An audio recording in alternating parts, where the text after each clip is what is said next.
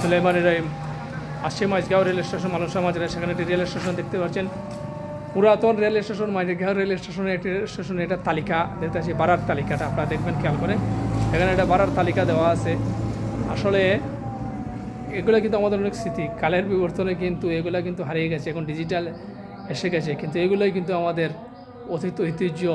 এইগুলো আসলে সংস্কার করে এগুলো কিন্তু সুন্দরভাবে কিন্তু এটা কিন্তু রাখা যেত, আমাদের ভবিষ্যৎ প্রজন্ম যারা সবাই জানতো। এখানে একটা লেখা লিখছেন যে বাহাবা যুক্তি তর্ক ও আইনের সম্পূর্ণভাবে পত্রনিন্দা এবং অপপ্রচার।